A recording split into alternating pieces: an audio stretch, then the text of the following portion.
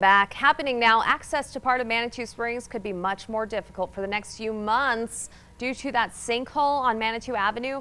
CDOT says the problem is bigger than they first thought, and it's going to take millions to repair. News 5's Zach Thaxton in studio now with what you need to know to get around town and the impact it could have on locals and tourists alike. Elizabeth, CDOT and locals say this problem has been a long time coming, and now it's to a point where it's a major public safety hazard.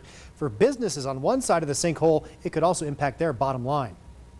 You can get around our town, it's just a little bit more challenging. This is the problem in Manitou right now, a little hole lending evidence to a much bigger issue. You could see like it actually formed a hole, and then within that hour it was the size of a manhole cover. This century-old box culvert funneling Ruxton Creek is crumbling apart inside. Tourist Zachary Smith got an up-close look. I looked inside of it just to be curious, and it was pretty gnarly inside there. CDOT engineers spent Tuesday scoping out the problem. What this is wear and tear over the years. We've had recent rains that probably exacerbated that problem. A problem that threatens the collapse of Manitou Avenue. We did not want to have traffic on the box culvert in event of something giving way.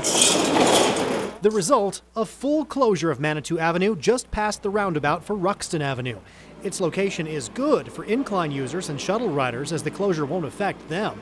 But west of Ruxton, businesses like Tubby's Turnaround are already feeling the impact. It does hurt all the businesses down here, D&D Liquors, Tubby Solutions, the new craft store. It's going to be detrimental for this half of the downtown area. For Josh Stelly's new craft shop, the closure may deter some tourists unfamiliar with how to get around town. People are going to come from the main exit and come to town and then be forced at the roundabout to turn around and then leave without actually occupying or entertaining these businesses down here. In spite of the closure, which could last months, Mayor Ken Geray says Manitou is completely open for business. It's not dire. I mean, we have a small section of Manitou Avenue that's closed.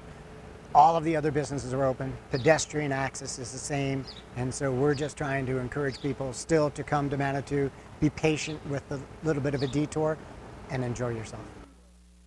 Signs are in place to direct drivers around the closure, but the businesses I talked to want signage letting people know that the shops west of the closure are open and accessible despite the barricades surrounding them. Always watching out for you, Manitou Springs. Zach Thaxton, News 5.